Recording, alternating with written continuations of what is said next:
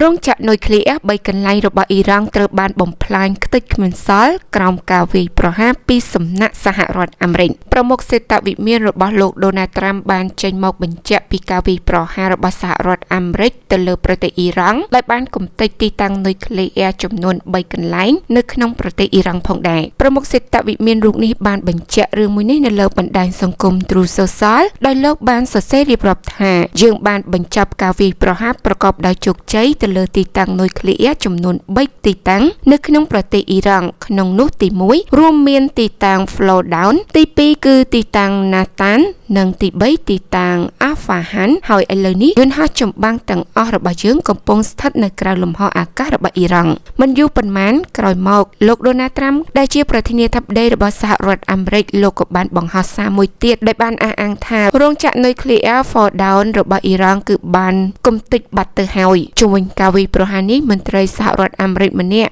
បានបង្ហើបឲ្យដឹងថាការវាយប្រហារទៅលើរោងចក្រនុយក្លេអ៊ែរចំនួន3ទីតាំងរបស់អ៊ីរ៉ង់នេះគឺសហរដ្ឋអាមេរិកបានបញ្ជាយន្តហោះទម្លាក់គ្រាប់បែកប្រភេទ B2 ដែលគេស្គាល់ថាយន្តហោះទម្លាក់គ្រាប់បែកនេះគឺមានអានុភាពខ្លាំងណាស់ហើយយន្តហោះប្រភេទនេះក៏បានទៅចូលរួមក្នុងការវាយកំទេចនៅរោងចក្រនុយក្លេអ៊ែរទាំង3ទីតាំងរបស់អ៊ីរ៉ង់ផងដែរយន្តហោះទម្លាក់គ្រាប់បែកបំបាំងកាយរបស់សហរដ្ឋអាមេរិក B2 នេះបានចល័តទៅកាន់ទឹកដីកោះកាំធ្វើឲ្យគេប៉ាន់ស្មានថាយន្តហោះនេះអាចនឹងចូលរួមក្នុងការវាយប្រហារទៅលើអ៊ីរ៉ង់ក៏បានទទួលស្គាល់ពីការវាយប្រហារពីសំណាក់សហរដ្ឋអាមេរិកផងដែរដោយអ្នកនាំពាក្យភ្នាក់ងារគ្រប់គ្រងវិបត្តិហេតុនៅក្នុងប្រទេសអ៊ីរ៉ង់មួយរូបមានឈ្មោះថា Mortiza Hidari ដោយលោកបានមកនិយាយថារោងចក្រនុយក្លេអ៊ែររបស់អ៊ីរ៉ង់ Fordown ពិតជាបានរងនឹងការទម្លាក់គ្រាប់បែកពីលើអាកាសរបស់សហរដ្ឋអាមេរិកពិតមែនចំណែកឯអនុប្រធានផ្នែកសន្តិសុខនៃទីក្រុង Isfahan គឺលោក Abbas Silehai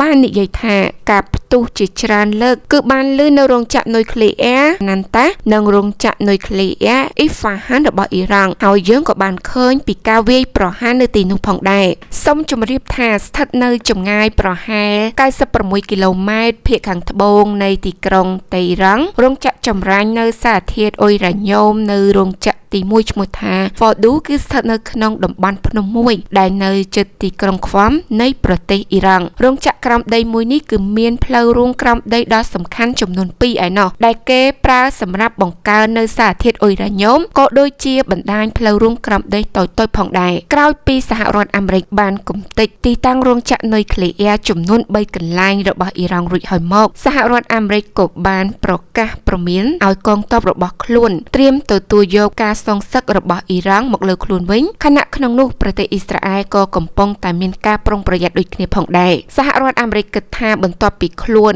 បានកំទេចទៅលើរោងចក្រនុយក្លេអ៊ែររបស់អ៊ីរ៉ង់ហើយប្រកាសណាស់អ៊ីរ៉ង់នឹងមិននៅស្ងៀមនោះទេមុខជានឹងធ្វើការសងសឹកមកលើខ្លួនជាមិនខានឡើយសហរដ្ឋអាមេរិកបានប្រកាសឲ្យកងទ័ពរបស់ខ្លួននៅក្នុងតំបន់មជ្ឈិមបូព៌ាទាំងមូលត្រូវត្រៀមខ្លួនទប់ទល់នឹងការសងសឹករបស់អ៊ីរ៉ង់វិញខណៈឯប្រទេសអ៊ីស្រាអែលឯណោះក៏កំពុងតែប្រុងជើងការខ្ពស់ដែរបន្ទាប់ពីលោកដូណាល់ត្រាំបានវាយប្រហារទៅលើទីតាំងនុយក្លេអ៊ែររបស់អ៊ីរ៉ង់ចំនួន3កន្លែងកាលពីថ្ងៃទី21ខែមិថុនាឆ្នាំ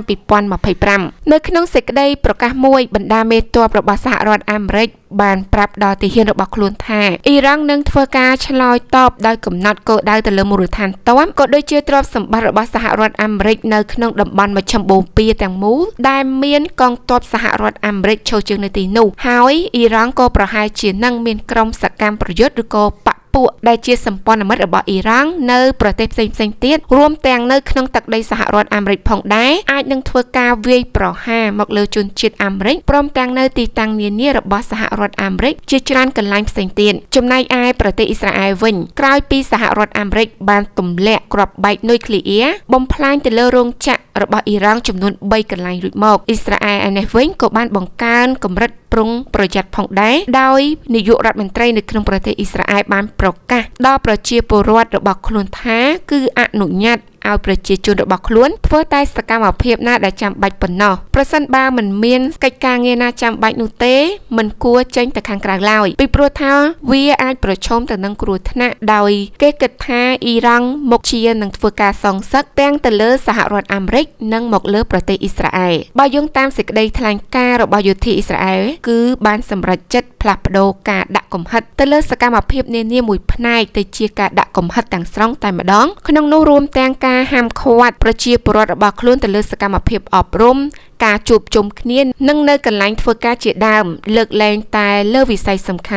ន់មួយចំនួនតែប៉ុណ្ណោះដែលអាចអនុញ្ញាតឲ្យមានសកម្មភាពការព្រមានដល់តឹងរឹងបែបនេះគឺបានកាត់ឡើងក្រោយពេលដែលប្រធានាធិបតីសហរដ្ឋអាមេរិកលោកដូណាល់ត្រាំបានវាយប្រហារទៅលើប្រទេសអ៊ីរ៉ង់ដោយបានគំទេចនៅរោងចក្រនុយក្លេអ៊ែររបស់អ៊ីរ៉ង់ចំនួន3ទីតាំងបន្ទាប់ពីសហរដ្ឋអាមេរិកជាពិសេសគឺលោកដូណាល់ត្រាំបានព្យាយាមចរចាជាមួយនឹងអ៊ីរ៉ង់ជុំវិញកិច្ចព្រមព្រៀងសន្តិភាពបំបត្តិនៅកម្មវិធីនុយក្លេអ៊ែរប៉ុន្តែខាងភាគីអ៊ីរ៉ង់មិនទាន់យល់ព្រមលើកិច្ចព្រមព្រៀងសន្តិភាពនោះទេដូច្នេះហើយសហរដ្ឋអាមេរិកក៏បានប្រមានទៀតថាប្រសិនបើអ៊ីរ៉ង់នៅតែរឹងទទឹងមិនព្រមចុះកិច្ចព្រមព្រៀងសន្តិភាពនោះទេសហរដ្ឋអាមេរិកនឹងគំទេចអ៊ីរ៉ង់កាន់តែខ្លាំងជាងនេះថែមទៀតនៅក្នុងសន្ទរកថាមួយរបស់ប្រធានាធិបតីសហរដ្ឋអាមេរិកលោកដូណាល់ត្រាំនៅថ្ងៃទី22ខែមិថុនាឆ្នាំ2025នេះលោកដូណាល់ត្រាំបាននិយាយថាបើអ៊ីរ៉ង់មិនយល់ព្រមចុះកិច្ចព្រមព្រៀង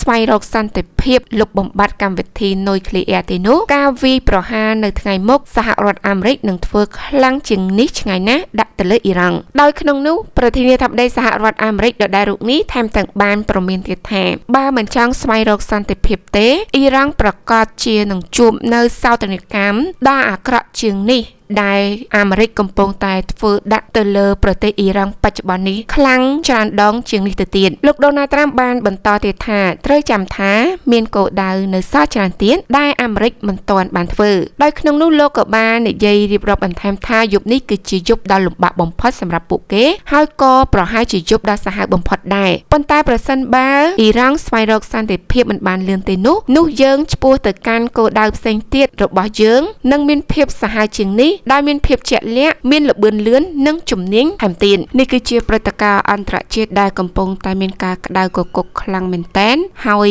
រងចាំមើលថាតើអ៊ីរ៉ង់បន្ទាប់ពីរងការវាយប្រហារពីសំណាក់សហរដ្ឋអាមេរិកដែលបានកំទេចទៅលើរោងចក្រនុយក្លេអ៊ែររបស់ខ្លួនចំនួន3កន្លែងហើយតើអ៊ីរ៉ង់យល់ព្រមទៅលើកិច្ចព្រមព្រៀងស្វែងរកសន្តិភាពជាមួយនឹងសហរដ្ឋអាមេរិកដែរឬក៏យ៉ាងណាប៉ុន្តែនៅក្នុងសេចក្តីថ្លែងការណ៍ក៏សហរដ្ឋអាមេរិកគឺប្រធានាធិបតីលោកដូណាល់ត្រាំក៏បានប្រមានថាប្រសិនបើអ៊ីរ៉ង់នៅតែរឹងទទឹងមិនព្រមចុះហត្ថលេខាលើកិច្ចព្រមព្រៀងលុបបំបាត់នៅកម្មវិធីនុយក្លេអ៊ែរនោះទេអាមេរិកនឹងលែងធរក្តៅខ្លាំងជាងនេះថែមទៀតដោយអាមេរិកថានេះគ្រាន់តែជាការបើកឆាកតែប៉ុណ្ណោះប្រសិនបើអ៊ីរ៉ង់មិនស្វែងរកកិច្ចចរចាឬក៏យល់ព្រមលើកិច្ចព្រមព្រៀងស្វែងរកសន្តិភាពនោះទេអាមេរិកថាមានវិធីសាស្ត្រហើយនឹងមានគោលដៅច្រើនទៀតដែលអាមេរិកមិនទាន់បានធ្វើហើយអាមេរិកនឹងត្រៀមធ្វើផងដែរដោយអាមេរិកបាននិយាយថាខ្លួនគឺមានគោលដៅនិងមានរឿងដែលមិនទាន់ធ្វើជាច្រើនហើយច្បាស់ហើយនឹងលឿនថែមទៀតប្រសិនបើអ៊ីរ៉ង់នៅតែរឹងទទឹងហើយក្រោយពីអាមេរិកបានវាយប្រហារទៅលើរោងចក្របែបនេះរងចាំមើលថាតើអ៊ីរ៉ង់នឹងធ្វើការតបតមកកាន់សហរដ្ឋអាមេរិកបែបណាវិញប៉ុន្តែបន្ទាប់ពីអាមេរិកបានធ្វើការវាយប្រហារទៅលើអ៊ីរ៉ង់នៅថ្ងៃទី21ខែមិថុនាឆ្នាំ2025ទៅលើរោងចក្រនុយក្លេអ៊ែរ3ទីតាំងរបស់អ៊ីរ៉ង់មកក៏សហរដ្ឋអាមេរិកបានប្រមានទៅដល់ប្រជាពលរដ្ឋរបស់ខ្លួននិងមូលដ្ឋានទ័ពរបស់សហរដ្ឋអាមេរិកនៅក្នុងតំបន់មជ្ឈិមបូព៌ាទាំងមូលឲ្យមានការប្រុងប្រយ័ត្នហើយនិងប្រមូលកម្លាំងដើម្បីត្រៀមទប់ទល់ជាមួយនឹងអ៊ីរ៉ង់វិញពីព្រោះពួកគេគិតថាអ៊ីរ៉ង់ប្រកាសជានឹងសងសឹកមកលើពួកគេជាក់ជាពុំខានឡើយដូច្នេះហើយអាមេរិកត្រូវតែត្រៀមកម្លាំងឲ្យបានខ្លាំងជាងមុនហើយក៏បានប្រកាសដល់ប្រជាពលរដ្ឋទាំងនៅក្នុងទឹកដីសហរដ្ឋអាមេរិកនិងនៅក្រៅប្រទេសសូមឲ្យមានការប្រុងប្រយ័ត្នពីព្រោះថាសម្ព័ន្ធមិត្ត របស់អ៊ីរ៉ង់ឬក៏ជនជាតិអ៊ីរ៉ង់មិនថាតែនៅក្រៅប្រទេសឬក៏នៅក្នុងទឹកដីអាមេរិកនោះទេអាចនឹងធ្វើការវាយប្រហារមកលើអាមេរិកជាក់ជាពុំខានឡើយ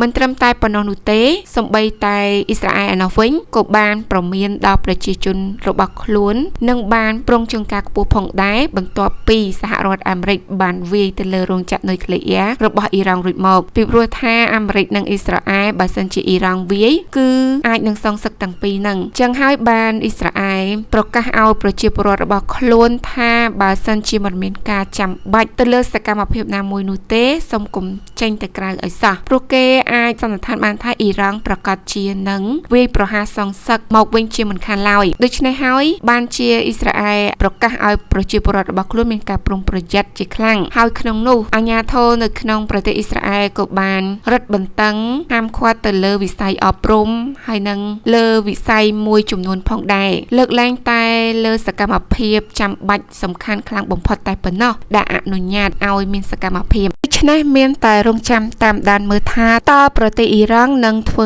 ការសងសឹកត្រឡប់មកវិញដោយវិធីបែបណា